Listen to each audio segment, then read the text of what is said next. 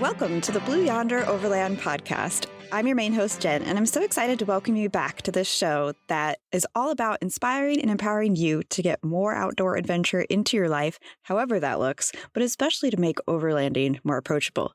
Each week, we bring you tips and tricks for vehicle-based adventuring, interviews with folks that are doing it, and just breaking down any mental barriers you may have to really embracing an adventurous life. Today, I'm going to be diving into the topic of how to find campsites based around activities that you want to do. And before I dive into that topic, though, I think it really ties into the topic that we talked about last week, all about finding community in overlanding. And I wanted to do a better job of circling back to comments, questions, offline conversations that get spurred by some of the topics that I'm covering and incorporating those into the next episode. If you have any comments or questions to follow up about this episode, feel free to send me a direct message at Blue Yonder Jen on Instagram or Threads, and we'll be posting all of the show notes and links on blueyonder-adventures.com. And there's also a contact form there if you're not on social media and want to send a comment that way. So in the past week, I've had two discussions offline with folks that touched on some of the topics that we've recently covered on this podcast, most notably how to find community in overlanding or adventuring in general. And of course, one of the ways that we find community is through different hobbies or activities. And so I think that's a perfect follow-up today to then be talking about finding sites close to those outdoor activities that we love. But one of the rabbit holes, I got into a discussion with a couple different family members around our experiences in finding community in especially all women's groups versus mixed gender groups, and just what we have noticed about examples where we've really enjoyed that experience versus where we haven't. And one of the interesting dynamics that came up in discussion was being curious about how much some of those spaces are centered around extroversion or introversion. And I think what I've noticed is sometimes in a women's only activity or meeting or gathering, there's, I think, a tendency to build it more around extroverted principles. And I think maybe this ties in a little bit to the stereotype that often women will do activities based around relating directly to each other, where the stereotype for men is to do sort of side-by-side activities. But when you think about it, sometimes that side-by-side partaking in an activity can actually be a little less intimidating for an introvert such as myself.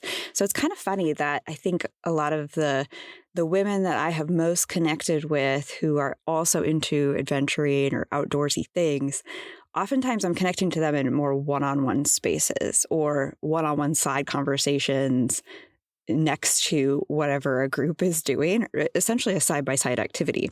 So I found myself wondering how much extroversion and introversion, especially on the part of group organizers, plays a role in how connected you end up feeling with a group and what your experiences is with that. So if you have any follow-up thoughts on that, I'm endlessly fascinated with the concept of community and how to organize it, how to make it inclusive and welcoming for newcomers. So that's just a conversation I'm happy to participate in long after this podcast and I've been thinking about and writing about. So if you have any other follow-up thoughts or questions about that, I would find it fascinating. So feel free to reach out to me.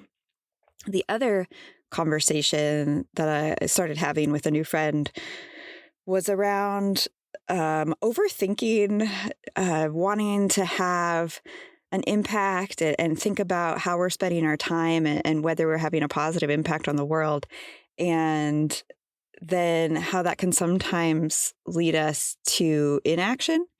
And then having another conversation with my sister around how sometimes it's just embracing the journey that we need to do and embracing the next step, embracing positive activity, even if we have larger questions weighing over our heads at that time. Maybe we're considering a career change or not quite sure of what our path looks like in life.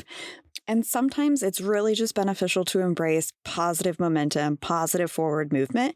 And it reminds me of hiking on a trail, really, and just concentrating on getting to that next switchback or that next turn.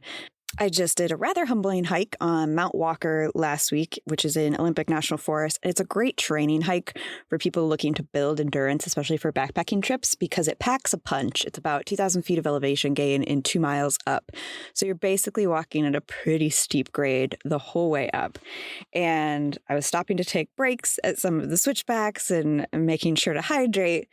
And it also provided a great space to think and reflect and know that I didn't have my life figured out, but I knew that just continuing on with that hike was a good thing. It was helping condition me, get me in better shape. I was out enjoying nature, enjoying the outdoors, and it really reminded me the value of getting that time outside, whatever activity you're participating in, and wherever you're at with pondering life's bigger questions, because time outside is pretty much never a bad thing.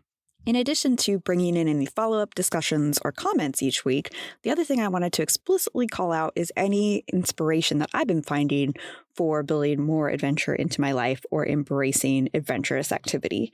And I did this a little bit at the start of the podcast, bringing in some favorite quotes or asking folks about what they've been finding inspiring, but wanted to do a better job of bringing that in each week. And one of the obvious ways is, of course, the outdoors itself. And so things like getting out for a morning walk recently has been very inspiring to me, and witnessing, we've had some lovely sunny days over Kingston, and seeing the sun reflecting over the blue waters of the Puget Sound with the Cascade Mountains snow-capped in the background. That is endlessly inspiring. But the other place where I've been inspired recently this week is rediscovering some poetry by David Whyte. And David Whyte is an author that I basically discovered upon moving to Kingston when I was gifted one of his poetry books. We ended up reading one of his poems at my wedding. And then this poem comes from a different book, The Bell and the Blackbird, that I actually found on the little dollar bargain rack outside of a tiny little bookshop in Brooklyn, New York, when I was helping my sister move in. So it's also been funny, just another book of his poetry has found me at just the right moment in my life, speaking to exactly the types of things I'm experiencing and thinking about. And so I wanted to read just a little excerpt from one of his poems. This poem is called Just Beyond Yourself. And it goes, just beyond yourself. It's where you need to be. Half a step into self-forgetting, and the rest restored by what you'll meet. There is a road always beckoning. When you see the two sides of it closing together at that far horizon and deep in the foundations of your own heart at exactly the same time, that's how you know it's the road you have to follow. And it goes on, but that was the part that spoke to me the most, just thinking about getting beyond yourself, getting beyond the overthinking, and getting into the joy of being present in your journey and embracing the unfolding path right in front of you and what it has to show you. It really tied in with thinking about my hike last week, and really just any adventurous activity that gets you outside of yourself and how valuable that is. Which then provides the perfect segue into our topic for today of how to find campsites near places where you can participate in the adventurous activities you want to do.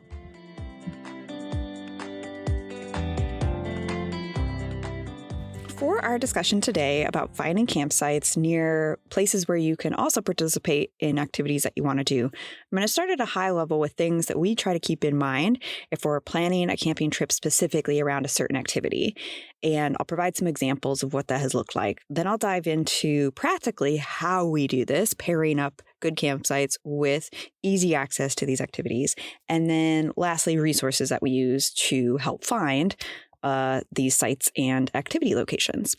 So first of all, I think there's a few caveats that it's really important to have in mind if you're planning a camping trip specifically based around an activity. One is, if you're clear on your goal of participating in an activity as the main goal of the camping weekend, then you might have to lower your expectations on the quality of the campsite if you're prioritizing that activity.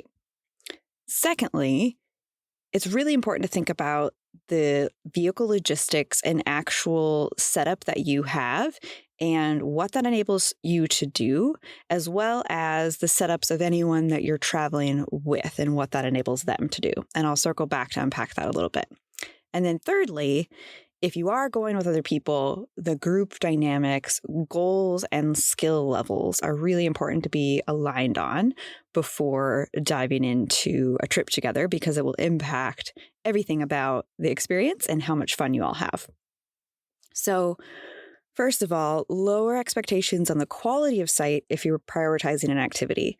Obviously, you might get lucky and find the perfect off-grid campsite with no one around and easy access to your favorite trailhead or mountain biking route or place to put in your kayak. However, we have found that that's often not the case, because usually if it's an area where it has a popular trailhead, a hike, mountain biking, cross-country skiing, whatever the activity might be, it's going to be busy not only for day use, but it might have a designated campground nearby or restrictions on camping just because it is a popular site for that activity and it could easily get overused. So you might have to then go farther away from that actual entrance point to the activity to find a site, or be willing to compromise the quality. So you might have to be closer to other people or not have a view, or just be willing to sacrifice on sort of the comforts of the campsite in order to get close enough to that activity. I think that also then brings us back to that second point of thinking through your vehicle logistics and setup, as well as who you're traveling with and their setup, and what that means for you in terms of how close you need to be able to truly participate in that activity. So, for instance, if you are claiming a dispersed campsite near a trailhead, let's say you're going mountain biking, are you able to leave your camp setup and drive to the trailhead? Or are you in a van? Are you self-contained? And so in order to use your vehicle, that also sort of necessitates packing up camp. And so that is going to vary based on what your actual setup looks like and whether you can sort of keep a claim on your dispersed site and come back to it, or whether you've got to pack up everything to go do this activity. That might then alter your plans for where you camp each night, or maybe it's the type of thing where you can set up camp and one person has a vehicle that's separated from their sleeping quarters that they could easily use as a shuttle vehicle for whatever the activity is. Or maybe you could get creative and think about how far you're willing to walk or bike to participate in the activity, or ski if the conditions allow. So if you can't take a vehicle, thinking about what your radius is in terms of how far you're willing to travel from the campsite to this activity location and what method you're going to use to get there. So a good example of this would be we were trying to do some hiking and gravel biking out in the Brothers Wilderness area, sort of adjacent to Olympic National Park, and found some trailheads and then some public land that we could camp on. That was, I think it was about a mile and a half that we found some sites from the trailhead. And so then we also brought our bikes, and looking at the topography, realized that it would be too difficult, ostensibly, to get from our campsite to the trailhead. And so we used the bikes to get down to the trailhead, do a little hiking, as well as some gravel biking afterwards, kind of a multi-activity day. And that was great if you have the ability to bring bikes or have the ability to be willing to do a bit more activity before you get to the activity. You could also just alter your plans and maybe camp at the dispersed site the first night. And if you do have to pack up everything, then plan on exiting that area or finding another campsite or having something reserved for the following night after you do your activity. Another example of this, which then ties into my last point about being really important to think about group dynamics, goals, and skill levels if you're going with people, but also it ties into the vehicle setups that you have access to. We often relied on friends who would travel with a pickup and a detachable trailer to help be the shuttle vehicle for places where we wanted to mountain bike. And so that allowed us to set up our rooftop tent and keep it set up at the campsite, but then jump in with them with their truck for shuttling our bikes to Trailhead, which we were very grateful for, and obviously changed our strategy a bit if we were going by ourselves and wanted to do the same thing, because then we'd have to pack up our camp each time we wanted to use our truck to shuttle bikes. But it also ties in with thinking about group dynamics, goals, and skill levels in terms of how bought in everyone is to the activity and if they have the same skill level as what trails are available at that point, and expectations of sort of how much you're going to be doing that activity. And so, again, ties back in with our friends Brad and Lauren, who we've often relied on to be the shuttle vehicle. When I got together with Matt, though, they were often doing mountain biking-based camping trips to places like Orcas Island in Washington, or the Yakult Burn area in southern Washington is another trip I went on with them. And so a couple of stories that illustrate all of these points is, one, for mountain biking on Orcas, there's no place to disperse camp. And so we just had to be okay with being in a campground. Now, if you've ever been to Orcas Island, you know this is not a sacrifice or a compromise. The campgrounds at Orcas are amazing. And they're state campgrounds. And so if you reserve enough in advance, you can have a waterfront campsite, which actually has quite a bit of privacy, amazing views, and really easy access to the trails. So it's not dispersed camping, so I guess in that sense it's a sacrifice, but also it did mean a lot more planning ahead of time. So that was a trade-off. And one of the reasons why we've embraced dispersed camping anyway is because it is so competitive to get those campsites near activities that you want to do. So then another example that illustrates sort of the opposite of this is when we went mountain biking down near Yakult. Now, there is a couple of campgrounds down there, and we've done it both ways, where we've either stayed at a campground, or if we didn't book a site ahead of time or there's no availability, there are some areas for dispersed camping down there that we have now mapped. However, a lot of the spaces, they're not great. Technically, you could disperse camp there, but the sites that we found, most of them are not sites where we would choose it just for its own merit as a destination to go camp. And if that was all we were doing was going out for great views and really enjoying camp and maybe cooking a great meal, enjoying sunset, etc., that a lot of these spots that we have mapped as near easy access to the mountain bike trails there wouldn't be chosen simply for their camping magic, but because the goal of the trip was getting in mountain biking, we realized that a lot of these sites would be great potential campsites for us. Now, to also piggyback on the point about differing skill levels, I started participating in these trips with them as a brand new mountain biker while they were all much more advanced than me. And so oftentimes I found it was helpful to have in mind other activities that I could do when I inevitably reached my limits, or I was tired and needed to take a break, whether it was for an afternoon or for a day, while they might want to continue mountain biking. So in Orcas, this worked great because I could help shuttle them to the top of the very long road to get to the top of the trails there at Mount Constitution, and then also have time for a little bit of hiking around the lake at the bottom point where I would collect them from the trails. And so I could kind of do my own little activities and little explorations while I waited for them.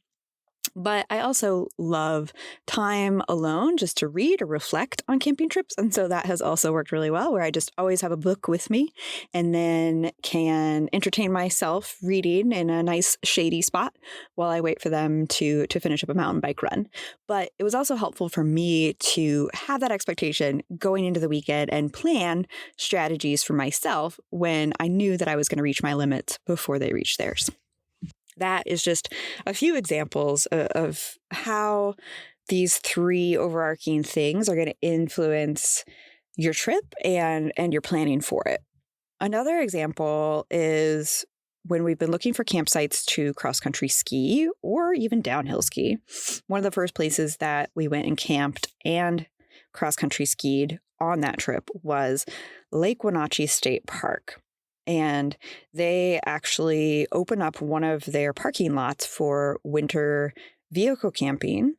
And if you camp there, like, yes, you're making a trade-off. You might be surrounded by other vans or vehicle setups or folks using generators, which wouldn't normally be our first choice. However, you can literally walk outside of your vehicle and be on the cross-country ski trails that are groomed throughout the state park, which is kind of amazing. You're also only a 30-minute drive away from being able to access downhill skiing options at Stevens Pass or their Nordic Center for that matter. So just lots of great options if you're willing to compromise and be in sort of a winter parking lot that is designated for dispersed camping. So with that in mind, I'll dive in now to some of the practicalities of how we have found good activity sites as well as paired those with good camping sites. And I'll bring in a few more examples to share as well. So practically for finding camping sites near activity sites is you need some way of getting it all in the same GPS or mapping system. So since we use Gaia, oftentimes what we would be doing is using resources outside of Gaia to find locations of trailheads or routes, places that we wanted to do some activity, whether mountain biking, cross-country skiing being two of the ones we've definitely tried this for. And finding those locations, getting the coordinates even from something like Google Maps for a trailhead, and making sure we had marked that in Gaia and saved it with its own icon. So I geek out on how I map things in Gaia, use little color-coded icons for all of the things. So that way, if we were looking at an area, we could then also turn on the layer showing public lands and start assessing what our options might be close by for camping. Now, one also interesting thing to note is I've seen that Onyx, which is another GPS mapping software and app that you could use, similar to Gaia for keeping track of things.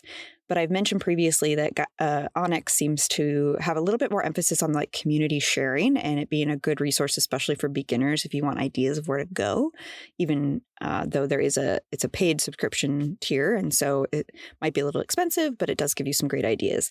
They've also recently just come out with a public lands layer, which they claim integrates with all of the specific ranger district rules and policies that you can get into the weeds with if you're looking at U.S. forest land, which can vary greatly by state and by ranger district in terms of what camping restrictions are or are not present. And so they are saying with this new public dispersed camping layer that you could turn that on, and it already has taken the trouble of filtering through what all the policies are for all of these different ranger districts, and so you can easily tell where you can camp. And I haven't had a chance to try that out yet, but it sounds like a pretty cool game changer, especially for a state like Colorado, where it does vary drastically between ranger districts what you're allowed to do. So you'll need whatever GPS mapping offline software that you use, Gaia or Onyx being the two most popular, and some way of then, as you research and find activities, getting those locations saved into that.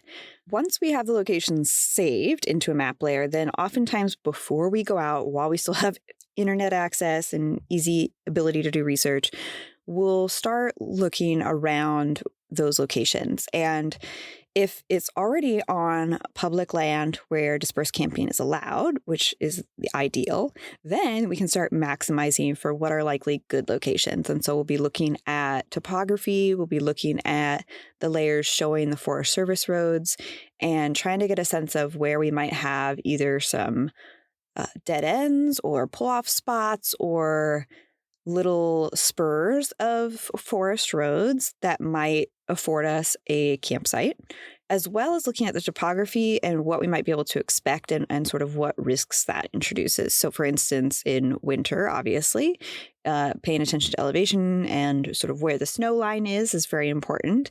But for the summer, you might be looking at places maybe lower in a valley by water or up where you can catch a breeze, depending on what part of the US you're in and sort of what you're looking to mitigate. So that's where we would benefit by bringing in the topography layers and sort of charting out the roads that we're going to use to get to the trailhead or the activity location, and then starting to zoom out, keeping in mind our radius, like I talked about, of how far we're willing to travel and by what method to access that trailhead, and then the topographical features that we're going to encounter and where we might be able to find good campsites based on weather and what other circumstances we might be looking to mitigate, or if we're just trying to find maybe a vista viewpoint that's within an easy bike ride from a trailhead. Whatever it is that we're looking for, then we would mark those possibilities on the map layer, save them offline, and also note any important junctions that we need to pay attention to as sort of waypoints on the way to these various possibilities. And especially if we're looking at a new area, we would be flagging several potential sites as well as backup sites that, as close as we can possibly verify, we'd know we would be able to access, whether that's a paid campground as a last resort. That's often our very last resort, but making sure there would be paid options that have some sort of availability and aren't fully booked that we could access to, or worst case scenario, how far is a town nearby that would have a hotel we could stay out to. One example of how we used all these strategies together was trying to find places where we could disperse camp near cross-country skiing in Colorado. And another caveat to mention is that it's often helpful to take more of a scouting trip without having big expectations of how much you're going to be able to participate in the activity that first time. And you could even do this off-season if you are aware enough of the factors that might change. And so for us in Colorado, since we hadn't had that much experience driving and camping in the mountains in winter, we went up after it had already snowed to get a sense of how accessible the roads were, what level of comfort we were going to have with chains, but also towing a trailer, and what that would mean in terms of how far we were willing to venture down some of the forest roads that were up near some of the cross-country skiing sites, both on public land and on private land. And this is where I did pay for a downloadable guide from Titus Adventures. They had put together an awesome guide, which included some GPS coordinates of both public land that you could camp on near skiing locations, but also they had backups like designated parking lots that allowed it, as well as some campgrounds that were open year-round, which you could pay to camp in. And so that really afforded me peace of mind knowing that we had lots of backups in the area if we weren't able to find anything on national forest or public land. However, we went into our weekend of scouting without the expectation that we'd be able to ski at all. And our main goal was just to help identify some places where we might be able to camp near skiing. And because we had given ourselves that time and sort of grace to just explore, we were able to map out a bunch of awesome potential spots that weren't too far off very drivable and maintained roads where they were plowing, and that we were pretty confident we'd be able to get back to throughout the winter. That would also be a short drive from trailheads. And so that was the other thing to keep in mind, was that we were willing to drop off our trailer and drive back to trailheads then to do the activities. And so that's just one example of sort of we charted all of that out, saved all these onto offline layers, but also had some particular forest roads marked with waypoints that we wanted to explore that we had partially explored in the summer and were curious about what it would look like in winter and where exactly we'd be able to access. So that covers some of the nitty-gritty of how we use the tools that we normally do to research dispersed camping sites with topography layers and public land layers on these mapping apps, as well as bringing in the activity locations.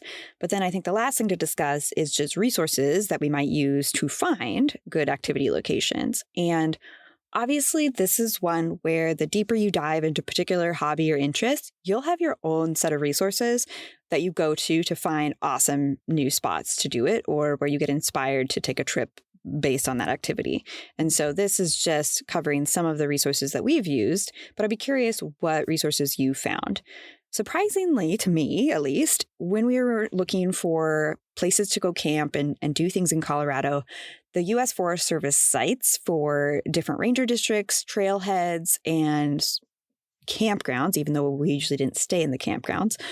The sites also provided a lot of good information about the types of activity you would encounter. And so they would list, here's the types of activities you can expect in these different seasons, whether hiking or horseback riding, mountain biking, cross-country skiing, as well as potential animals, obstacles, notes on sort of what you might encounter in that area. So that was a great place to start just from an overview standpoint.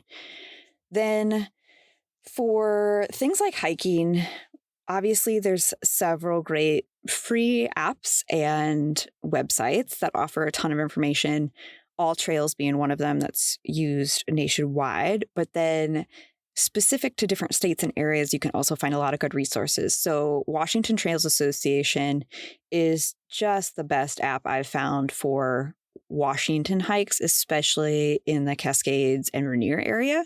I have found it's less updated with trail reports, just I think less folks using it in Western Washington out on the Kitsap and Olympic Peninsula. And so sometimes I will also cross-reference what I'm finding in All Trails in terms of trail reports, trail conditions, and figuring out if a hike is accessible yet or still snowed in if I'm looking at higher elevation.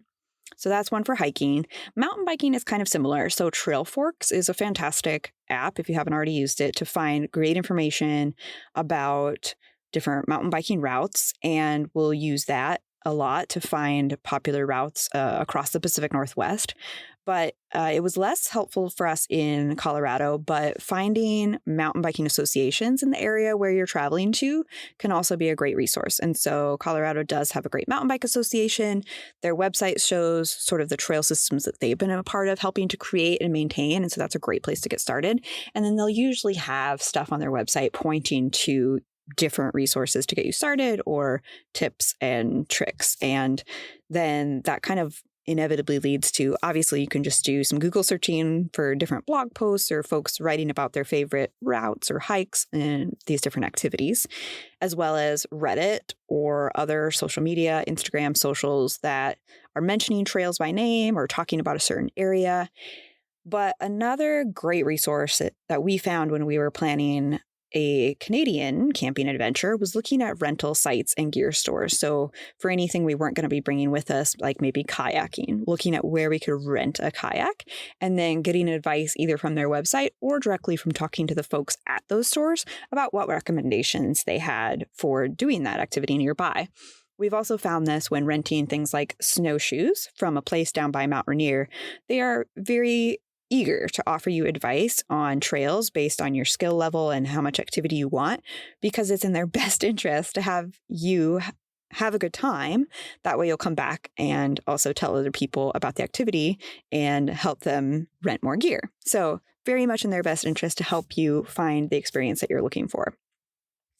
And then, of course, like I mentioned, the deeper down the rabbit hole you go of different activities, you'll probably find specialized groups of people focused on that are also offering up-to-date trip reports, etc. And either consulting those folks or traveling with those folks is then a great way to find the best areas to do those activities in whatever location you're in. The last caveat I'll leave you with is just to note that the more you do this, the more you practice pairing camping with these activities, the more you'll discover your favorite places, and it'll probably end up being some of the most memorable camping trips you have and result in places that you want to go back to year after year. I know that has been the case for us, where now we think about going to Yakult and mountain biking as definitely something we want to do every summer because we know there's great places, whether or not we're able to secure a campground site. And that's really the important thing. And part of the reason we love dispersed camping is just because it does open up that flexibility. And whether you stay in a campground or not, the ability to easily enjoy your favorite outdoor adventure activities is what we're all about encouraging you to do. If you made it all the way to the end of this episode, thanks so much for your time today. I'd love it if you could hit like, subscribe, whatever the appropriate interaction is on the platform that you're listening. And do let me know if you've got any comments or questions at Blue Yonder Jen on Instagram or Threads. And if you're curious to do a little bit deeper dive into what exactly overlanding is, why we love it so much, and more resources and specifics on finding campsites, we talk about that in our first couple episodes, so recommend going back and giving those a listen. I'll be back next week with more, but in the meantime, hope to see you out in the wild blue yonder.